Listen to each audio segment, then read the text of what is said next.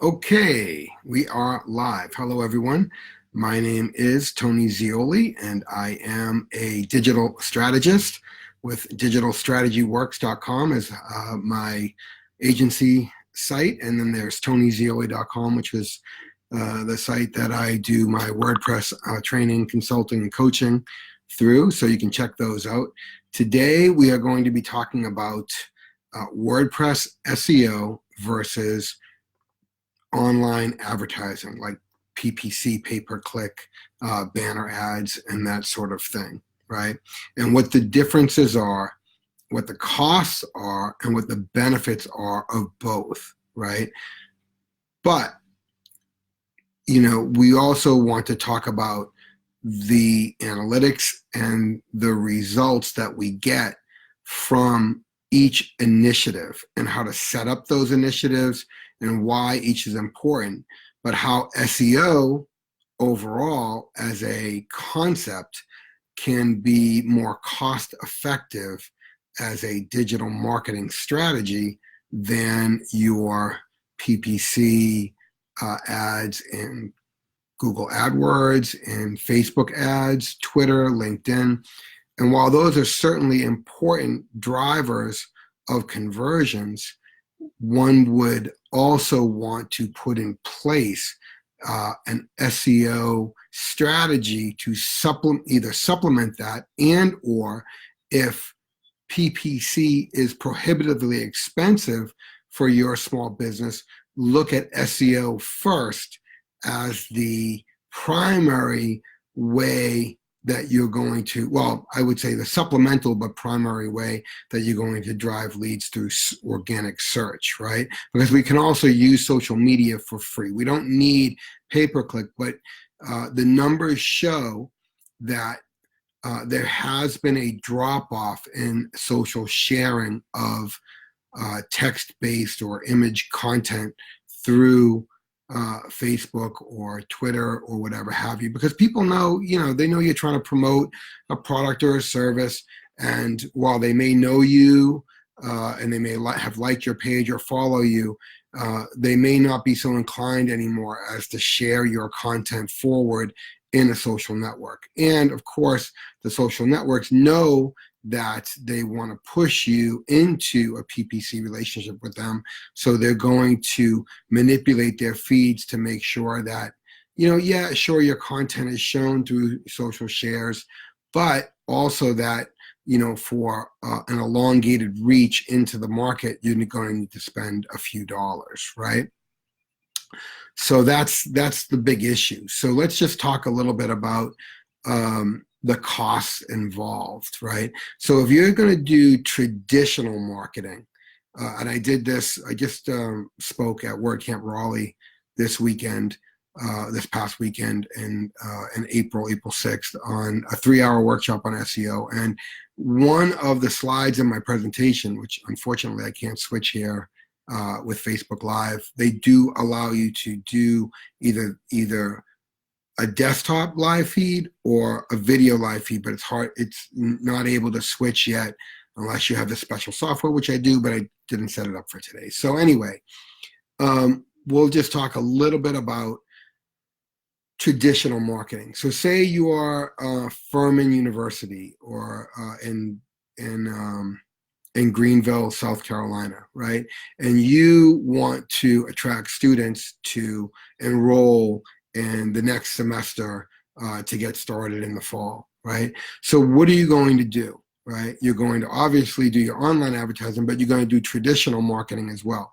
Traditional marketing means you're going to have press, you're going to have publicity, you're going to talk to the newspapers about new programs that you've got coming up, and that has a cost in terms of having a publicist contact or having a media rep contact all the news organizations, and then have that person pitch those stories about new programs at the university. Or you're going to have to do a flyering and print campaign. And of course, print has a very significant cost to it. So you're going to have the designer design the print materials, right? You're going to have to quality control, check those print materials for accuracy, ship those print materials off to your printer, and then you're going to get hundreds of thousands of printed pieces back that you're going to have to distribute throughout the region to make sure, distribute in certain stores or wherever other points of distribution that you need, right? In newspapers or whatever have you that are being delivered by regional news organizations through Gannett or whatever have you, right?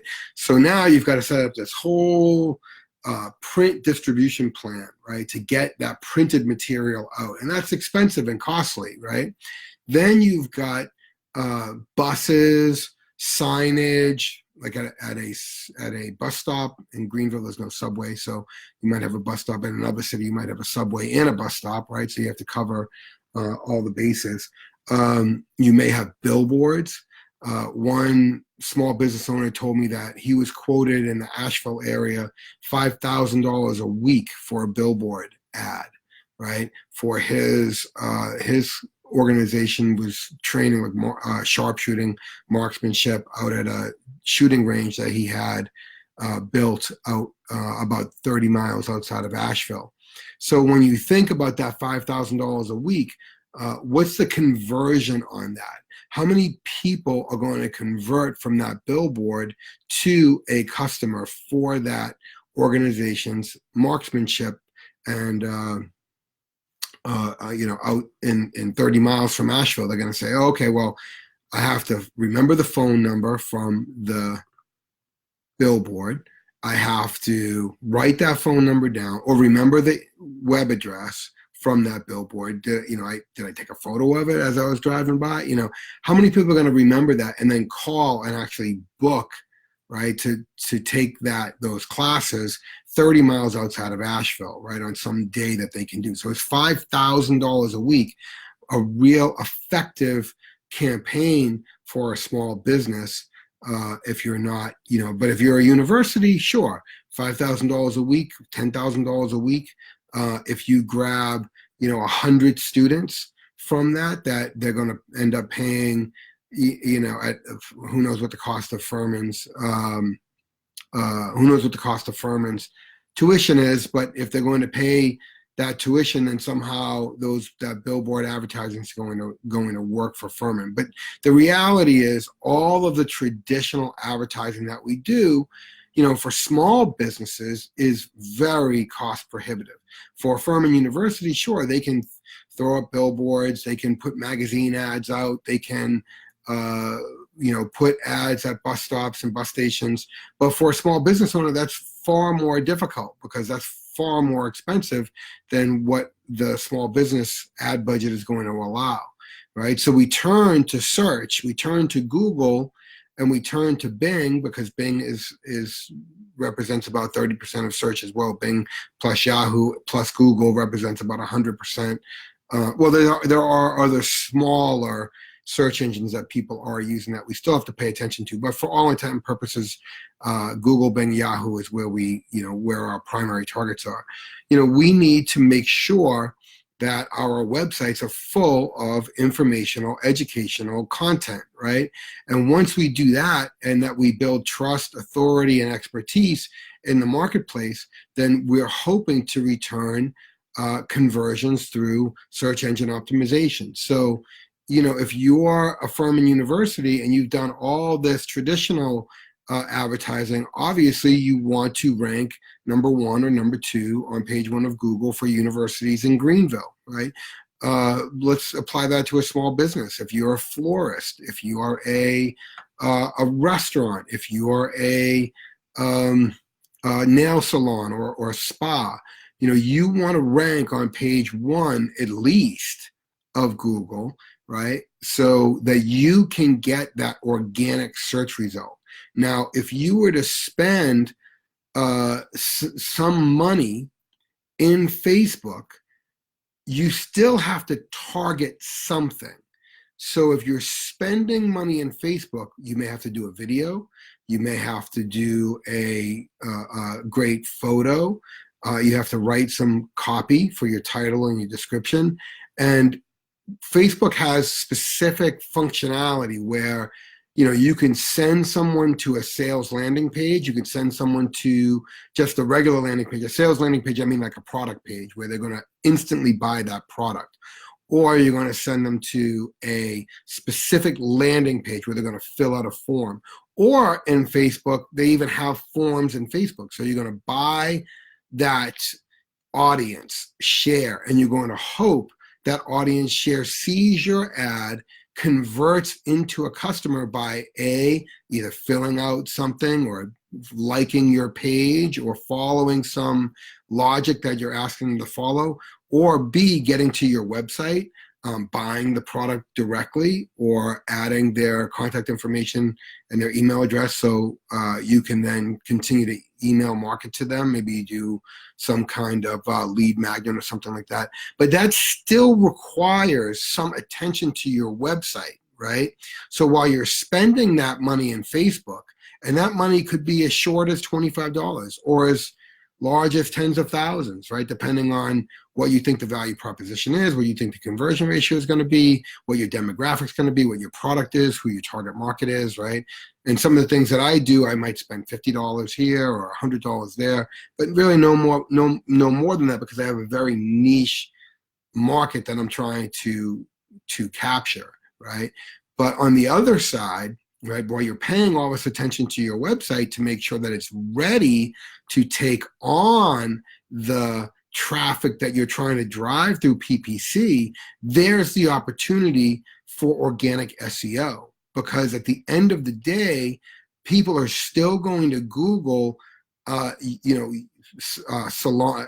They want I have a client here in Nashville, a wax, like they want waxing, right? Or they want some kind of spa experience, right? So you're going to want to make sure that your pages, your website is logical, your page content is correctly positioned for each individual service that you have interesting information regarding those services on those pages. So when people are visiting them, they say, oh, I didn't know this, or oh, that's really interesting that this person has this knowledge.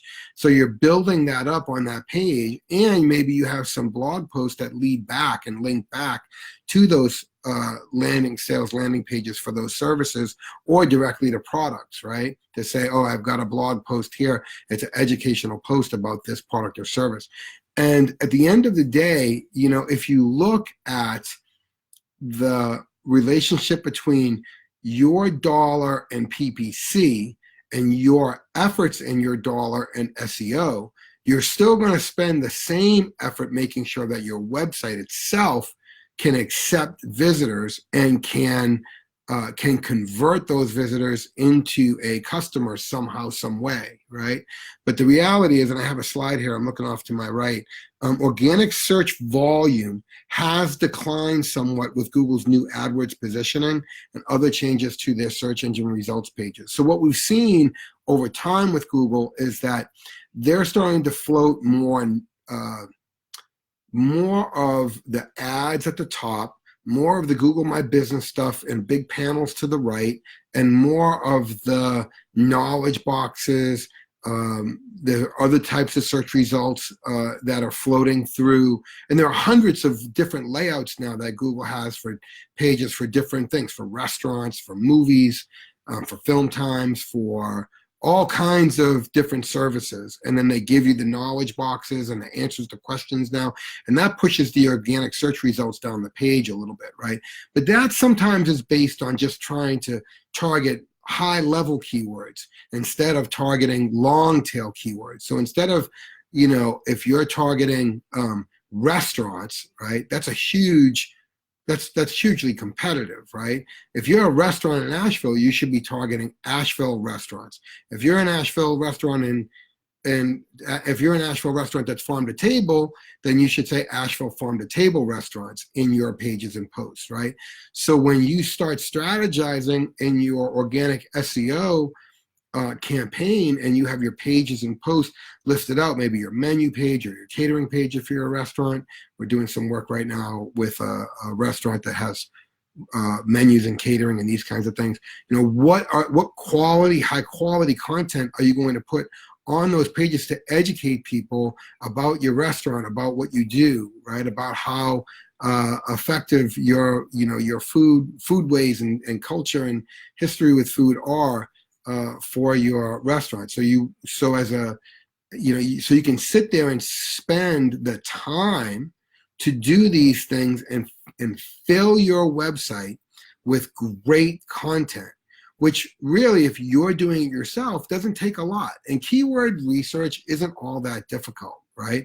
It's really common sense. It's really going to Google and doing some Google searches and seeing what kind of autocomplete keyword phrases are being returned. Maybe going to Uber Suggest, which is a new free tool from Neil Patel. That's a great tool to look up, how popular certain keywords and phrases are, right? But you want to start thinking long tail, right? So you're saving on PPC, because paid versus organic still gets 20 times the clicks versus PPC. And the reason for that is PPC is passive, right? As you advertise in all these networks, you're hoping that people see those ads, and you're hoping that people click to convert, but they have to click and then see something on the page that attracts them. And once it attracts them, it has to convert them. Is there a sale? Is there a special? Some people like to put these things on their pages where you've got, 1 day and 3 hours left to get that special before that special goes away, or something like that. Or there's a lead magnet that says join here now. But that still was a passive ad. And sure, the person has to see it, click on it. It becomes an active proposition, but it was passive in the first place. With SEO, it's active. I want to find out about how to solve my common cold. I want to find out about what I need to take for the flu. I want to find out what schools in my area are Montessori schools for my 4-year-old, right? Or I want to see March Madness basketball scores from yesterday, right? Or I want to do something.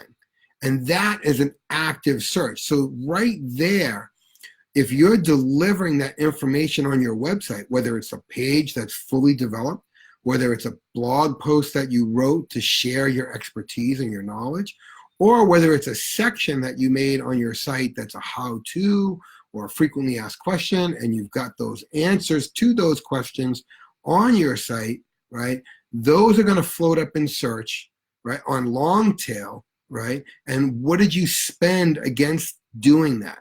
Well, you could hire an SEO consultant like myself, which would cost you, X amount of dollars. And you could say, can you do that for me? Can you go through my pages? Can you go through my posts? Can you optimize for keywords that you rank against other competitors, or there is a natural keyword like Asheville restaurants? Like how many, if you're a restaurant in Asheville, then Asheville restaurant or Asheville restaurants is going to be your keyword, right? Or Asheville farm to table restaurants or Asheville chain restaurants, right? Those are going to be your long tail keywords. Those are common sense.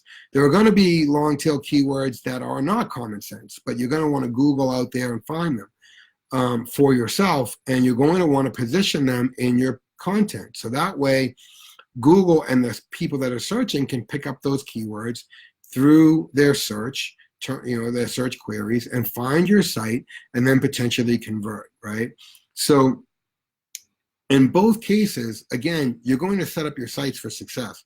You're going to set up your sites for conversions. But let's go over this one more time. In the PPC model, it's passive. In the SEO model, it's active. So you can throw dollars against PPC, but you're going to get 20x more clicks on search, right? So you have to think for yourself what is converting. Now, there's a strategy that says do both, of course, important, right? I'm not saying throw out the baby with the bathwater. I'm just saying look at the cost benefit.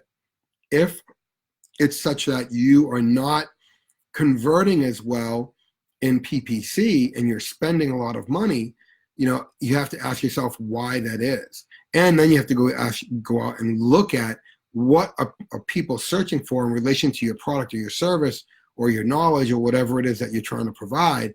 And you want to provide the trust, authority, and expertise, right? That's what you want to provide, right? So let's look at it backwards. They call it the EAT algorithm, right? So Google last August released a new kind of algorithm update. And one of those things was to look at websites that are providing expertise, authority, and trustworthiness. EAT, EAT, so the EAT algorithm, right? They're starting to knock out all these sites where, people just post a few paragraphs of content and think that they're going to, win an SEO because they just, publish a page. They have there's no author of the post. There's no the post isn't very long. It doesn't have a lot of good content. It's just really a surface view of whatever it is that the person wants to compete on in search. So, so what Google's now looking for is when you do follow the EAT algorithm, that you're going to, when you publish these pages and posts, add the post author or add the page author, right? Add their credentials and experience to their byline, right? At the footer or at the top of the page, right? You're going to, show people through your posts and content how authoritative, how trustworthy you are to be delivering this content. And if you can do that on a daily, weekly, even a monthly basis, doesn't have to be daily, doesn't even have to be weekly, just has to, 12 times a year. If you can convert people by showing them that you are the expert in the room, then that's going to beat out PPC every time, right? In terms of, I'm looking at search, I find a result, a long tail keyword that came from your site. I then come into your site.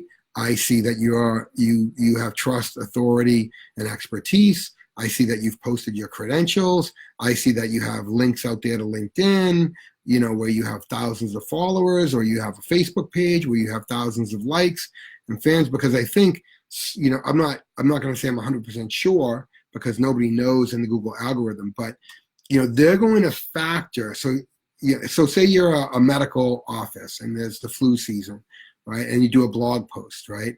I had a client, let's even flip to real estate. Had a client in New Hampshire, or a prospective client, who came to me and said, I'd like to work on my SEO with you. And they showed me a blog post, and it was a really generic post just about something in the real estate industry. And I said to the woman, well, how do you, first, you don't have a person's name or bio who's writing this content who can be looked at as a trustworthy expert in the field. And second, it's not tied to the local real estate market. So how does this post apply locally to real estate, right, in your area, whatever it is that you're trying to convey about housing prices or home sales or whatever it is? You need to start quoting that content, saying, the local newspaper said that housing prices rose 20% in these areas. Here are these 5 areas, instead of just saying nationally housing prices rose. Because if I'm looking for a house in a certain area of New Hampshire, and that real estate broker represents that area, then you want to write that content to your area, and you want to talk about all the factors that are going into play in your area, in that post or in that page, right? And that organic SEO search result, right, will probably beat out the PPC ad, because the PPC ad is passive, right? The SEO result is active. I'm looking for a home. I'm looking for value. I'm looking for information on what is going on in the market. And once I get that through an active search, right? How do you do that in a passive PPC ad, right? In a passive PPC ad, you have to say, either you have to do a video, or you have to do a image and title and description, and you have to hope that this person that sees your ad says, oh, that's interesting information, and are they looking for a home? Well, when you do Facebook PPC demographics and interests and try to tie to a niche audience, it's not obvious to you how to find people that are looking for. You can find home